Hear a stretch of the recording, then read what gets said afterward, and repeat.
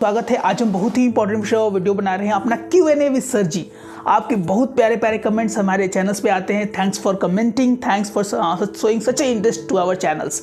तो बिना लेट के शुरू किया जाए अपना Q&A सेशन, जिसमें हम 4 इंपॉर्टेंट क्वेश्चंस को लेके आए हैं, जिसमें हम सारे प्रश्नों का उत्तर देंगे और इन क्वेश्चन के माध्यम से बहुत सारे ऐसे पेरेंट्स हैं जिनको जवाब देने का हम प्रयास करते हैं। तो पहला क्वेश्चन लेते हैं हम स्वाति शर्मा जी 7676। स्वाति जी गुड मॉर्निंग, आशा है कि आप अच्छी होंगी। आपका जो क्वेश्चन है कि सर माउंट 1 का मतलब नर्सरी का है। देखिए यहाँ माउंट 1 स्कूल्स के लिए अलग अलग स्कूल्स के लिए अलग अलग हो जाते हैं। फॉर एग्जांपल अगर हम लोयला की बात करें तो वहाँ पे माउंट 1 जो है, माउंट 1 वहाँ पे LKG के लिए है। ध्यान से अगर आपने लिखा होगा लोयला का फॉर्म तो वहाँ पे 2 ऑप्शंस खुले होंगे, एक होगा नर्सरी और ये माउंट 1। माउंट 1 जो है वो LKG ग्रुप के बच्चों के लिए वहाँ पे लोयला के लिए है, एलिजिबल है, क्योंकि वहाँ का जो एज ग्रुप है वो 4 से 5 साल के बीच है। वही हम अगर NDA यानी नॉट्रे डेम एकेडमी की बात करें तो वहाँ माउंट 1 जो है वो 3 से 4 साल एज ग्रुप वाले बच्चों के लिए लिया गया है। तो इस केस में हम ये नहीं बोल सकते हैं कि सिर्फ माउंट 1 मतलब नर्सरी ही। अगर आपका क्वेश्चन माउंट 1 फॉर NDA है तो उस केस में माउंट 1 का मतलब नर्सरी होगा, क्योंकि जो उसका जो एज है वो 3 से 4 साल लिया गया है। तो नर्सरी की ही वैकेंसी माउंट 1 मतलब NDA में निकली है। तो हम आशा करेंगे कि इस क्वेश्चन के माध्यम से बहुत सारे ऐसे पेरेंट्स हैं जिनको जवाब मिल गया होगा कि सर माउंट 1 क्या है, माउंट 2 क्या है। ये सब क्वेश्चंस बहुत लोगों को उलझाते भी हैं और आपका प्यार और दुलार हमारे चैनल्स को मिलना बहुत सौभाग्य की बात है। तो दूसरा क्वेश्चन लेते हैं बिना लेट किए मिस्ट्री नेहा 7792। गुड मॉर्निंग मिस्ट्री नेहा जी, आशा करते हैं कि आप अच्छी होंगी।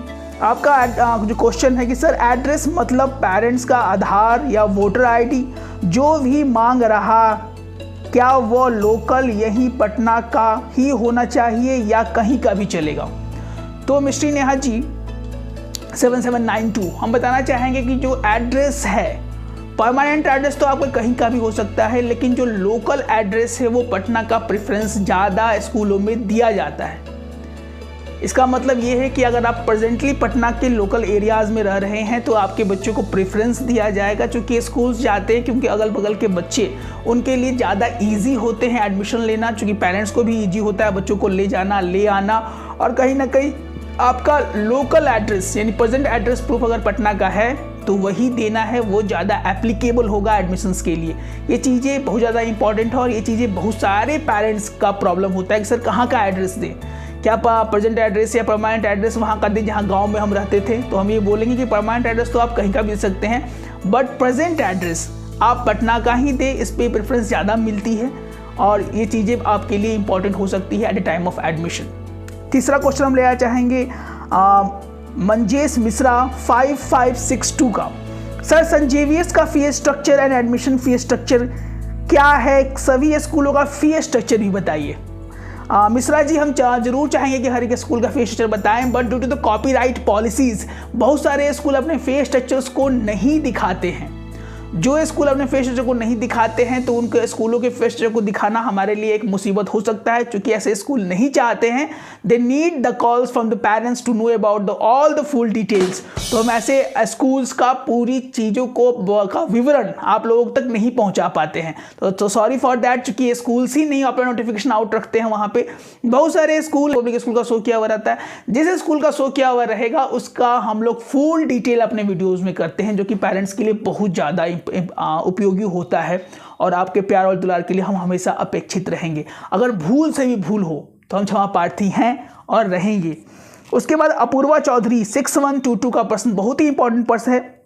हम ऐसा कतई नहीं है कि कुछ प्रश्नों को ही लेते हैं, हम कहना चाहते हैं कि ऐसे प्रश्न को लिया जाए जिससे प्रश्न से सारे पेरेंट्स, मैक्सिमम पेरेंट्स के कॉमन जो क्वेरीज होती हैं उनको सॉल्व करने में हम थोड़ा अग्रसर हो सके।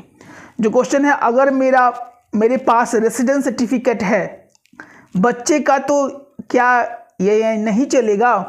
एकदम चलेगा। अगर आपके पास रेसिडेंस सर्टिफिकेट है, रेसिडेंस सर्टिफिकेट के लिए बहुत सारे लिस्ट 4 और 5 दिए हुए रहते हैं, Aadhaar card, electricity bill, passbook and gas LPG cylinders या रेंट एग्रीमेंट्स, बहुत सारी चीज़ें हैं जो कि रेसिडेंस सर्टिफिकेट्स के लिए इशू की हुई रहती हैं। अलग अलग स्कूलों के अलग अलग रहते हैं। तो हम चाहेंगे कि हमारे हर एक वीडियोज़ को आप डिटेल तरीके से देखने का प्रयास करें। हमारे वीडियो के माध्यम से सारी इन्फॉर्मेशन आपको मिल जाती हैं। कौन से अमुक स्कूल ने क्या रेसिडेंस प्रूफ मांगा, कौन से अमुक स्कूल ने क्या एज क्या है, फ़ी क्या है, क्या डॉक्यूमेंटेशन मांगा गया है, इम्यूनाइजेशन सर्टिफिकेट्स, बहुत सारी चीज़ें हैं जो कि हर एक स्कूल्स का कुछ ना कुछ एक दूसरे से भिन्न रहता है। तो हम अपने वीडियो के माध्यम से अपने जितने भी सब्सक्राइबर्स हैं, व्यूवर्स हैं, हमारी जितने भी छोटी ऑनलाइन फैमिली है, उनको बताना चाहेंगे कि जरूर अपने वीडियोस को देखें और शेयर करना ना भूलें हमारे वीडियोस को, क्योंकि दूर दराज के इलाकों में ऐसे बहुत सारे पेरेंट्स हैं जिनको नॉलेज यानी इन चीज़ों की कमी के कारण, इन्फॉर्मेशन की कमी के कारण उनके बच्चे का एडमिशन पटना के बेस्ट स्कूल्स में या बिहार के टॉप स्कूल्स में नहीं हो पाता है। तो आपके अगर एक दो शेयर से किसी को ये जानकारी मिलती हो तो प्लीज़ शेयर करें, उनको भी सारी इन्फॉर्मेशन मिल जाएंगे और their kids can be in the Patna top school, क्योंकि पढ़ेंगे बच्चे तभी तो बढ़ेंगे बच्चे। जय हिंद, जय भारत। और एक छोटा सा इन्फॉर्मेशन हम देना चाहेंगे कि if you want your students to be in the Patna top school, दे गए नंबर्स पे कॉल करके you can take enrolment as well. तो मिलते हैं अपने नेक्स्ट वीडियो में, जिसमें हम बहुत ही बारीक वीडियोस लाने वाले हैं, बैक टू बैक। इस तरह के वीडियोस आपकी मिस ना हो तो सब्सक्राइब करना नहीं भूलेगा हमारे चैनल्स को। तो मिलते हैं आप नेक्स्ट क्लास में, तब तक स्वस्थ रहें, मस्त रहें। जय हिंद।